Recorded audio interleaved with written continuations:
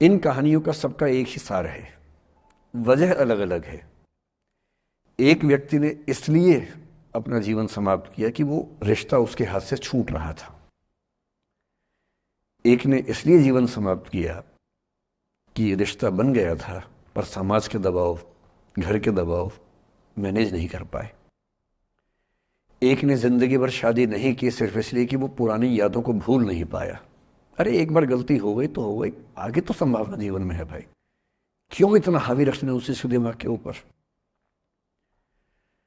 कुछ लोग देश की सबसे अच्छी नौकरी में होकर हर पैमाने पर सफलता की हर कसौटी पे खरा उतरने के बाद जीवन नहीं बचा पाए, क्योंकि दूसरों की नज़र में आप बहुत सफल हो जाए, अपनी नज़र में शून्य हो, तो फिर जीवन कैसे बने, जीवन कैसे बचे। इन सारी कहानियों का मूल भाव एक ही है। अगर आप खुद को हैंडल नहीं कर सकते तो दुनिया को क्या हैंडल करेंगे। दुनिया को हैंडल करने से पहले खुद को हैंडल करना सीखना पड़ता है, और उसका सबसे आसान जो रामबाण उपाय है उसको बोलते हैं द आर्ट ऑफ लेटिंग गो। जाने दो।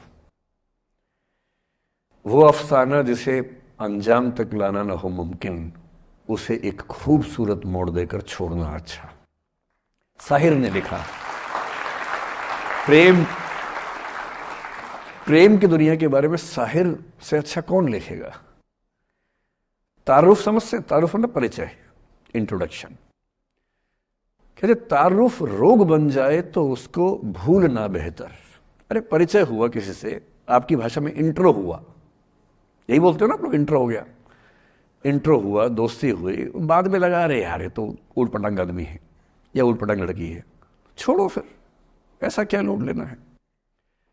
तारुफ रोग बन जाए तो उसको भूलना बेहतर, ताल्लुक बोझ बन जाए तो उसको तोड़ना अच्छा।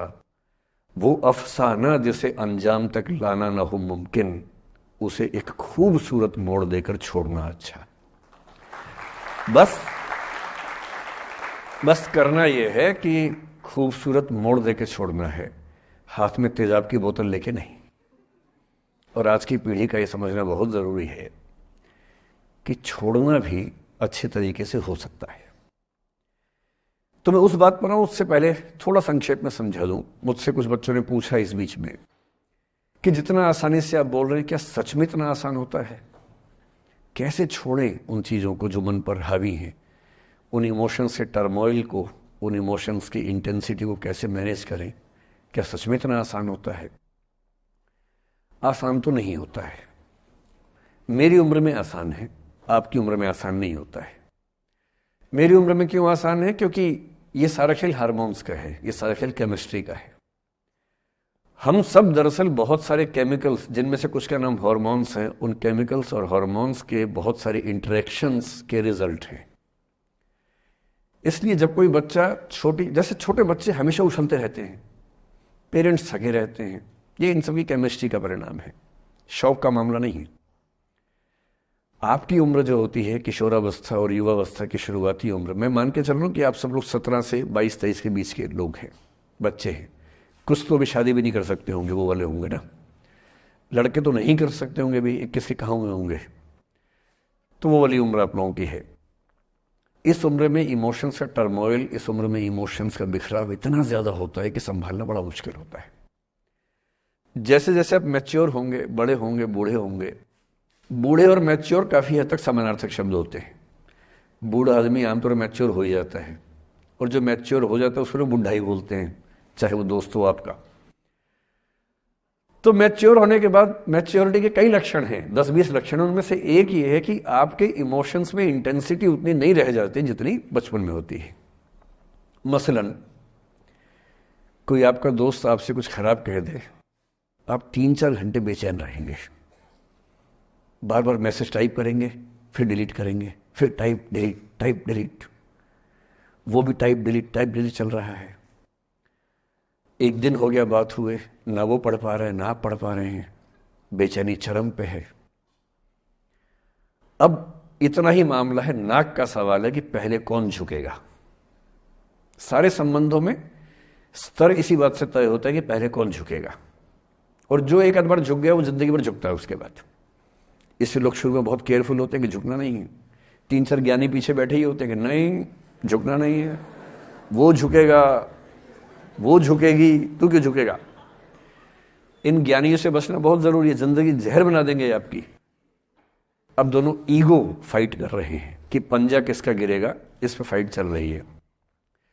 2 दिन हो गए, 3 दिन हो गए, उसके बाद एक आध आदमी पिघल जाता है, उसको लगता है भाड़ में जाए यार, बात ही नहीं हो पा रही, तुम ईगो ईगो कर रहे हो। फिर वो फोन मिलाता है, ये भी फोन की इंतजार में 3 दिन से सो भी नहीं रहा बेचारा, हीरो बेशक बन ले पर बेचैन तो भाई। खटाक से फोन उठता है, अब दोनों कान में फोन लगा के रखिए, कोई नहीं बोल रहा, चुप। क्या बातचीत चल रही है सोचिए, एक भी शब्द नहीं, एकदम चुप। थोड़ी देर के बाद कंफर्म करने के लिए कि है भी या नहीं, एक बोलता है हेलो, वहां से आवाज आती है कोई एक मैं थोड़ा ऐसी जोकर टाइप की बात करता हूं, मुझे मोटिवेशनल स्पीकर ना समझे आप लोग, मैं ऐसी हंसी मजाक ही करना आता है मुझे, वही मैं करता हूं। लेकिन इससे आप ये ना सोचिए कि मुझे पढ़ाना नहीं आता, मैं पढ़ा भी लेता हूं इसके लिए मुझे वो भी आता है, लेकिन अभी क्योंकि आप बच्चे छोटे हैं तो मैं आपके साथ वैसी बात ही कर रहा हूं। अब ये सब चल रहा है।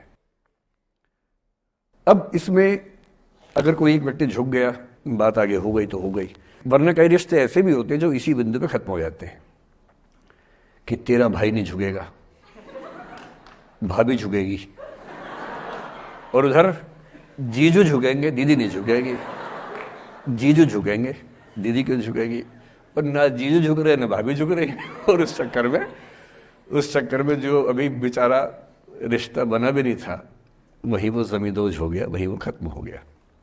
और ठीक है, हो गया तो हो गया, भाड़ में जाए, ऐसा क्या है, डर किस बात का है इसमें। लेकिन मैं फिर भी आपसे कहूंगा, मेरी उम्र में क्या होता है, जैसे मुझे कोई फोन करे कि मैं आपसे बहुत नाराज हूं, तो मैं कहता हूं अच्छा ठीक है, कल बात करेंगे। नहीं, मैं आपसे बहुत नाराज हूं, मेरा दिल टूट गया है, मैं कहता हूं देखो मुझे नींद आ रही है अभी, let me sleep, we will talk tomorrow, you just do one thing, write down all the points and we will discuss in the morning, when I come to office you come to my cabin and we will discuss, don't worry, I will find out the solution for you. कह रहे हैं आप कैसी बात कर रहे हैं, मैं ना सो पा रहा हूं ना मैं जाग पा रहा हूं। तो मैंने कहा दैट इज योर प्रॉब्लम मैं तो सो भी रहा हूं जाके, ये तो कोई दिक्कत नहीं हुई भाई। तो मैं तो ऐसा हो चुका हूं कि दुनिया में कुछ भी हो जाए मुझे टाइम पे नींद आ जाती है, कुछ भी हो जाए। मतलब एक आध, अब जैसे मेरी माता जी की मृत्यु हुई तो मुझे नींद नहीं आई कुछ दिनों तक, ठीक बात है, नहीं आनी चाहिए उस समय, तब भी आ गई तो फिर इंसान और पत्थर में क्या अंतर बचा, सीधी सी बात है। But keeping aside those rare instances, कोई कुछ भी कर ले हमें तो बढ़िया नींद आती है। और मैं ये कहना चाह रहा हूं, मैंने ये सीखा है अपने पिताजी से, और सीख सकते हैं इसको, ये केवल तुक्के की बात नहीं है, सीख सकते हैं। मेरे जो पेरेंट्स हैं, पिताजी और माँ, वो एक अनूठा कॉम्बिनेशन है। अच्छा, किसी शादीशुदा जोड़े से अकेले में बात करके देखिए, जब वो कंफर्टेबल हो आपके साथ, आप उनको बोलिए कि मुझ में और मेरी पत्नी में या मुझ में और मेरे पति में ज्यादा चीजें मैच नहीं होती हैं। सीरियस होकर बोलना, मजाक के मूड में नहीं, सीरियस मुंह बना के बोलिए, थोड़ा भरोसे में लेके। दुनिया का हर जोड़ा आपसे बोलेगा आप में तो फिर भी कुछ मैच होता है, हम में तो कुछ मैच नहीं होता, एक भी मैच, सारे जोड़े ऐसे ही चल रहे हैं। सबको लगता है कि उसका घर बढ़िया चल रहा है, मेरा ही ठीक नहीं चल रहा, क्योंकि उसका घर आपने फेसबुक पे देखा है, अच्छी अच्छी फोटो देखी हैं, 24 घंटे में से जो 2 अच्छे मिनट आए थे उसमें ली गई 25 फोटो में से बेस्ट फोटो फेसबुक पे आई थी, और अपने घर में आप बाकी 24 घंटे में से 2 मिनट छोड़ के बाकी देख रहे हैं। तो दूसरे का घर हमेशा अच्छा लगता है कि यार लाइफ हो तो उनके जैसी हो। तो हमारे माता पिता भी स्वभाव उनका भी थोड़ा अलग रहा, सबका है, हमारा भी है। तो मेरे पिताजी हैं मस्त मौला आदमी, जैसे कबीर दास एकदम फक्कड़ मस्त मौला आदमी, भाड़ में जाए दुनिया उस मूड में रहते हैं, नुकसान हो जाए भाड़ में जाए। गीता का सार उन्होंने अपने मन में बिठा लिया है। उनका बड़े से बड़ा नुकसान हो जाता है तो क्या बोलते हैं, हमारा क्या था जो लाए थे, जो लिया यहीं से लिया, जो दिया यहीं दिया, साथ लेके क्या जाना है, बात खत्म। कोई टेंशन ही नहीं उनको। और बाकी सब लोग टेंशन में कि अब क्या करें, ये हो गया वो हो गया, कैसे मैनेज करें। मेरी माँ को तनाव हो जाता था, और जब पिताजी ऐसे हो तो माँ को तनाव होगा, सीधी सी बात है। अगर माँ वैसी होती पिताजी तनाव में रहते हैं, तो सामान्य बात है। जब घर में एक व्यक्ति मस्त मौला हो तो बाकी लोग तनाव तो फिर बांटेंगे ना आपस में। वो बड़ा तनाव में रहती थी। उनको घर की चिंता, बच्चों की चिंता बहुत सताती थी। पिताजी भी चिंतित थे बच्चों को लेकर, जैसे कोई पिता होता है, पर उनकी नेचर थी कि ठीक है देख लेंगे जो होगा, अरे देख लेंगे, अरे भाड़ में जाओ, उस मूड में रहते हैं, आज भी रहते हैं। मेरी माँ 73 की उम्र से कुछ महीने पहले चल बसी, उनका जीवन समाप्त हुआ। मतलब मुझे नहीं पता कि जीवन क्यों समाप्त होता है, क्योंकि बड़े बूढ़े कहते हैं कि हर व्यक्ति की सांस का इतिहास है, सांसें लिखी हुई है ईश्वर ने, उतनी सांसें मिलेगी। मुझे बहुत भरोसा इस बात में है नहीं, क्योंकि भगवान ऐसा क्यों करेगा कि जापान में सांसें ज्यादा लिखेगा और अफ्रीका में कम लिखेगा? भगवान ऐसा क्यों करेगा? और अगर सांसें पहले से लिखी हुई है तो हमारी जीवन प्रत्याशा क्यों बढ़ती जा रही है? अगर सांसें पहले से फिक्स हैं तो आजादी के समय से लेकर आज के 70 साल में जीवन प्रत्याशा लगभग 2.5-3 गुना बढ़ गई। और हम ये भी कहते हैं कि लोग खराब हैं। अगर लोग बुरे हैं तो जीवन छोटा होना चाहिए कर्मों के हिसाब से। लोग खराब हैं और जीवन बड़ा होता जा रहा है। तो मुझे उन मान्यताओं में बहुत भरोसा है नहीं कि सांसें लिखी हुई हैं। अगर सांसें लिखी होती तो मनुष्य की औसत आयु 25 साल से ऊपर नहीं होनी चाहिए थी, 25-30 मैक्सिमम। और हम 70-80 साल धूमधाम से जी रहे हैं, जिसका मतलब है कि यह भगवान से ज्यादा इंसान ने लिखा है, मेडिकल साइंस ने लिखा है, वैज्ञानिकों ने लिखा है। और मैं ऐसा व्यक्ति हूं, मैं बहुत धार्मिक व्यक्ति हूं नहीं,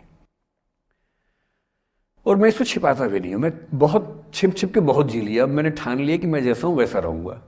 ना मुझे किसी पार्टी से मतलब है, ना किसी विचारधारा से मतलब है। मैं विचार वाला आदमी हूं, धारा वाला नहीं हूं। जिसको धारा में बहना है बहे, हम तो अकेले चलेंगे, विचार के साथ चलेंगे। जो ठीक लगता है वो बोलेंगे और वैसे ही रहेंगे। हाँ, गलत बोलने से बचता हूं, किसी के बारे में गलत बोलना मुझे अच्छा नहीं लगता है, लेकिन जो सही लगता है वो तो बोलूंगा ना भाई। मेरे पिताजी 81 साल के हैं, अभी 81 साल के हुए कुछ दिन पहले, और एकदम मस्त मौला आदमी है, मुझसे ज्यादा युवा हैं। मैं 50 साल का बूढ़ा हूं, वो 81 साल के युवा हैं।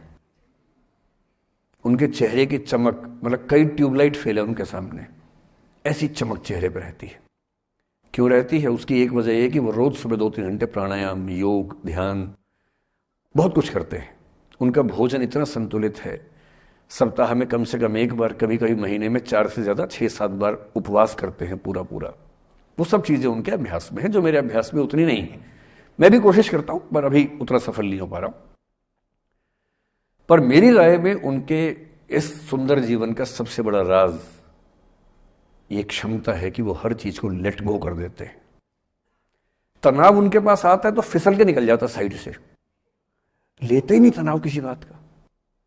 कुछ भी हो जाता है तनाव ही नहीं लेते। और मुझे लगता है कि काश ये चीज मेरी मां के स्वभाव में होती, कम से कम 10 साल उनका जीवन और ज्यादा तो होता। और मैं अपने अनुभव से बता रहा हूं, बहुत विश्वास से बता रहा हूं। मैं न सोने जागने में नियमित व्यक्ति हूं, ना मैं बहुत कसरत करता हूं। ठीक हूं, मतलब बुरा भी नहीं हूं, ठीक हूं। मेरी उम्र के अधिकांश लोग बीपी, शुगर, बहुत बीमारियों से ग्रस्त हैं। मैं फिलहाल नहीं हूं। क्यों नहीं हूं? मेरे पास इसका उत्तर एक ही है, मैं लोड लेता नहीं किसी बात का, दबाव लेता नहीं, तनाव लेता नहीं। भाई अच्छा हो रहा है तो भी ठीक है। जब मैं सफल, जैसे मैं 3 साल में पिछले काफी सफल हो गया, जितना मुझे नहीं होना चाहिए था, मैं तो कैसे हो गया हूं सफल। अगर मैं सफल हो गया तो मैं इस बात का लोड भी नहीं ले रहा कि मैं सफल क्यों हो गया। अरे हो गया तो किस हो गया, कई लोग हो जाते हैं, हम भी हो गए, ऐसा क्या है। कल को नहीं रहूंगा, मान लीजिए, ऐसा हो सकता है, कल को फेल हो जाऊं कहीं। फेलियर को पचाना पता नहीं कितना मुश्किल होता होगा लोगों के लिए। मैं अपने बारे में जानता हूं, मुझे मुश्किल नहीं होने वाला, क्योंकि मैंने सफलता का लोड लिया ही नहीं अपने ऊपर। विफलता मुझे क्या प्रभावित करेगी? बहुत फर्क नहीं पड़ता है। और मैं दावे से कह रहा हूं कि यदि ये टेम्परामेंट आपका हो, जो मेरे पिताजी से मैंने सीखा है, तो आप जिंदगी में सफल कितने होंगे वो एक अलग पैरामीटर है, पर आपकी जिंदगी शानदार होगी। और जितनी जिंदगी आपकी है, जितनी सांसें आप कहते हैं कि लिखी हुई हैं, गारंटी से कह रहा हूं कि 10 साल बढ़ जाएंगे। कुछ और लोगों के आप कम कर देंगे अलग बात है, लेकिन अपने 10 साल बढ़ा लेंगे। इसलिए ये सीखना बहुत जरूरी है कि कैसे लेट गो करना है जिंदगी की चीजों को। 3-4 प्रसंग होते हैं। एक होता है कि आप किसी को बहुत चाहते हैं पर वो आपको नहीं चाहता। आपकी उम्र में ये सब तो खेल होता है, और क्या खेल होता है। मेरे घर में 2 बच्चे हैं 17 साल के, तो मैं उनको देख के समझता रहता हूं। वो मुझसे छुप छुप के किसी से बात करते हैं और मैं छुप छुप के सुन लेता हूं। तो उन्हें नहीं पता, मुझे तो नाम भी पता है किससे बात करते हैं, एक आध का तो एड्रेस भी पता है मुझे। और मैं तो बच्चों को बोलता हूँ कभी जाना वाना हो तो मैं ले चलूंगा, चिंता मत करना, बोल देना कि ड्राइवर साथ में आया है, टेंशन मत लेना। तो मेरे तो बच्चे मेरे दोस्त हैं, मैं तो बड़ा दोस्ती के भाव में रहता हूँ। मेरा एक ही बेंचमार्क है कि वो जिस उम्र में जैसे हैं मैं कैसा था, और वो मुझसे अच्छे चल रहे हैं। उससे ज्यादा उम्मीद मुझे करने में नहीं चाहिए। मैंने जो कुकृत्य 8वीं क्लास में किए थे उन्होंने 11वीं क्लास में किए, तो बहुत है। मैं ये क्यों मान के चलूं कि वो देवी देवता पैदा होंगे? मेरे ही तो बच्चे हैं भाई। जीन तो मेरे ही है, तो कैसे देवी देवता हो जाएंगे? तो ज्यादा उम्मीदें क्यों पालनी है बच्चों से भी? मैं क्यों चाहूं कि मेरा बच्चा आईएएस जॉब करे? क्यों करे वो? आईएएस भी क्यों करे? उसका मन करेगा तो करेगा, नहीं करेगा तो भाड़ में जाए। अगर वो कहेगा कि मुझे स्टार्टअप करना, स्टार्टअप कर लो भाई। अगर वो कहेगा मुझे कुछ और नौकरी करनी है प्राइवेट सेक्टर में, तो वो कर लो। मैं क्यों ठेकेदार बनूं उसका भाई?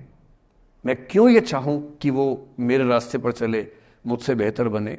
ये सब बेकार की बातें हैं। और पेरेंट्स, आज तो बच्चों से बात कर रहा हूं, जैसे मैं पेरेंट्स से बात करता हूं उनकी बहुत क्लास लगाता हूं कि पेरेंट होना और बच्चे का दुश्मन होना कई बार बराबर हो जाता है। और यदि आप नहीं चाहते कि आप बच्चों के दुश्मन बने, बहुत सारे लोग मन ही मन में पेरेंट से नफरत करते हैं, माँ बाप से नफरत करते हैं, क्योंकि माँ बाप ने पेरेंटहुड का धर्म ठीक से निभाया नहीं। उन्होंने इतनी इच्छाएं थोपी, इतने दबाव बनाए कि बच्चों को जिंदगी कई फैसले इस दबाव में करने पड़े कि मेरे पेरेंट्स ये चाहते हैं। वो बन ही नहीं पाए जो वो थे। और दुनिया में सबसे बुरी स्थिति है वो न हो पाना जो आप हैं। अपनी सहजता से दूर होना, इससे बड़ी बुरी कोई स्थिति नहीं। साहित्य में इसको खूब लिखा गया है।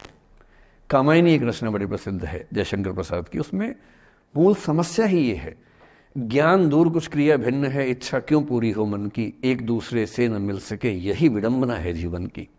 आपका दिमाग कुछ कहता है, दिल कुछ कहता है, कर कुछ और रहे हैं आप। जिस व्यक्ति का दिमाग, दिल और हरकतें आपस में कनेक्टेड हैं, कंसिस्टेंट हैं, उससे ज्यादा सुखी कोई मनुष्य नहीं है। इसलिए मैं अक्सर कहता हूं कि आप खुश हैं या नहीं, इसका सबसे बड़ा पैरामीटर ये है आपका दिमाग, आपका दिल, आपकी हरकतें, आपके एक्ट्स अगर कंसिस्टेंट हैं, कोहेरेंट हैं, कनेक्टेड हैं, इंटीग्रेटेड हैं, तो आपसे ज़्यादा सुखी कोई नहीं है। और यदि आप पूरी जिंदगी केवल निभाने में खर्च कर देते हैं तो ठीक है, दुनिया की निगाह में आप सफल होंगे। पर किस दिन खबर आ सकती है कि अच्छे आदमी थे, नहीं झेल पाए, नहीं झेल पाए, अंत में दिल का दौरा पड़ जाता है, बीपी हो जाता है, डायबिटीज हो जाता है। बच्चे बोलते हैं कि डायबिटीज चीनी खाने से होता है। बेकार बात है, डायबिटीज स्ट्रेस से होता है। डायबिटीज होने के बाद चीनी खाना मना है। चीनी खाने से आज तक किसी को डायबिटीज नहीं हुआ है। डायबिटीज केवल तनाव से होता है।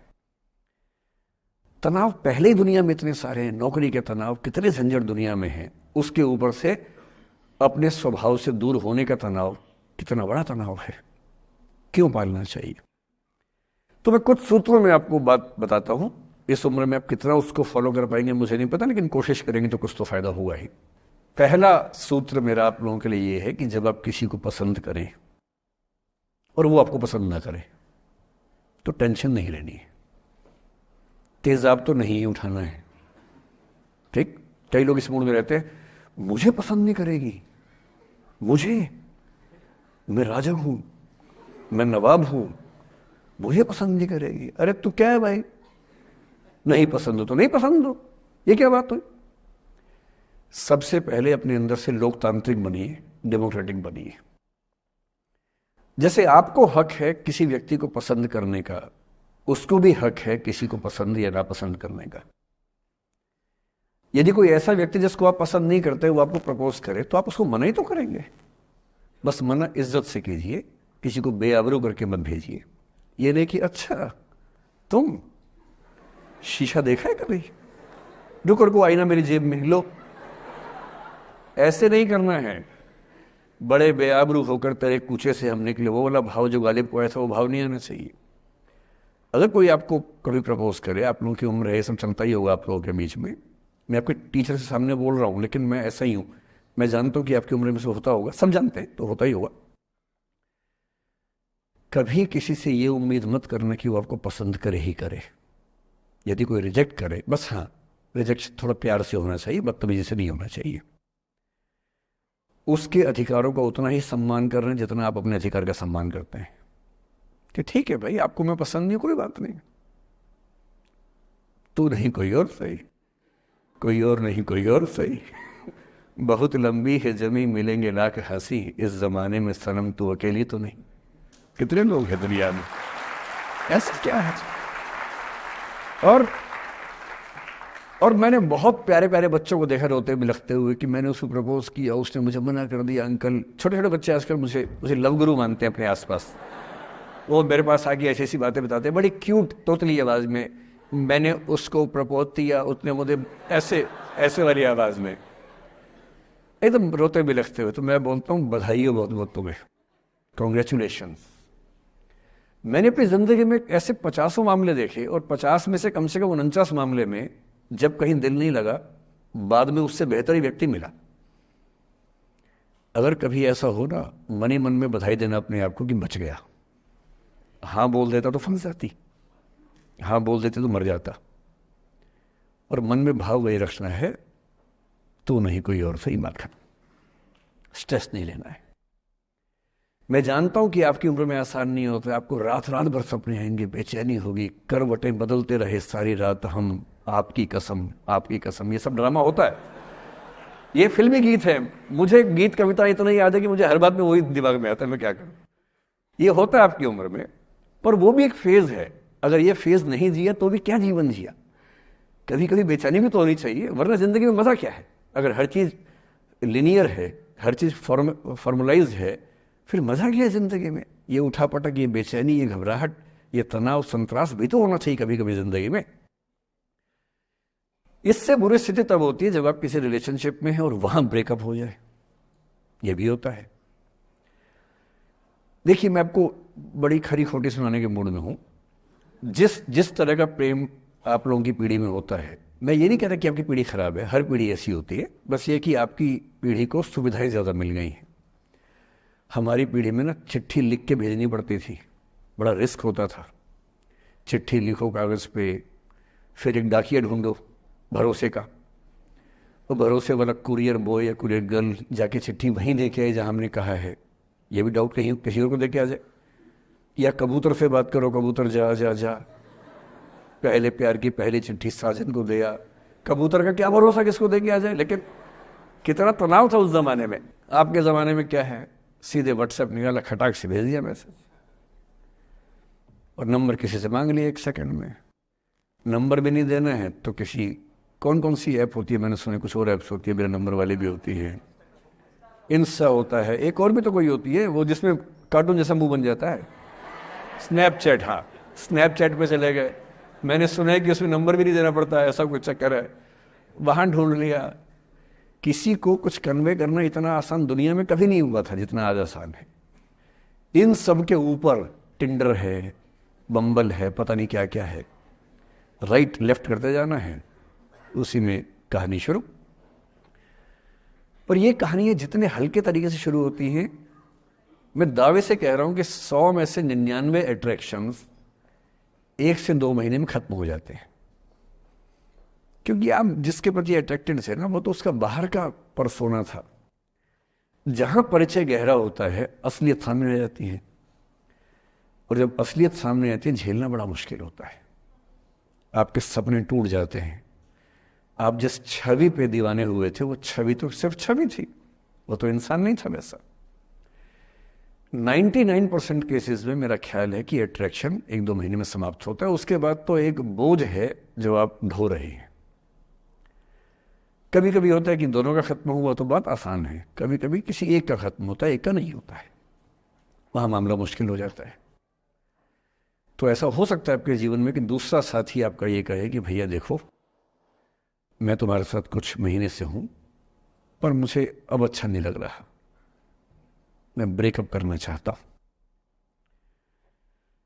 मैं आपसे ये निवेदन करूंगा कि ये मान के मत चलना कि उसने आपको धोखा दिया है, क्योंकि बच्चे तुरंत उस मुद्रा में आते हैं, अच्छा अब मैं कुल्हाड़ी उठा लूंगी, अब मैं तेजाब उठा लूंगा, तूने मुझे धोखा दिया है, तूने मुझे चीट किया है, you are a cheat, you are a liar, you are a पता नहीं क्या क्या। पता इंग्लिश में गालियां बड़ी सुंदर देते हैं बच्चे।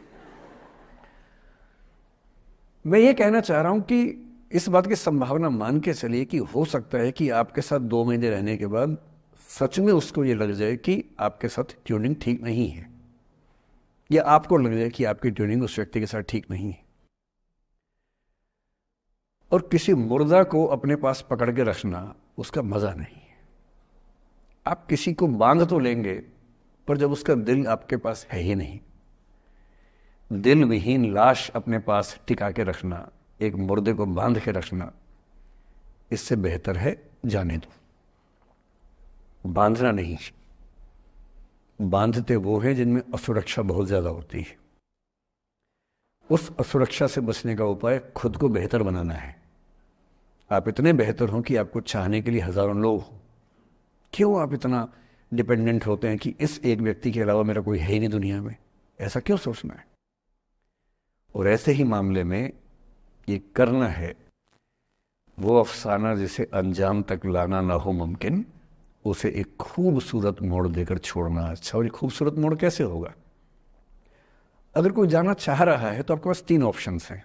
एक, ना उसको अच्छे से बात करे ना खराब से बात करे, न्यूट्रल होके जाने दे।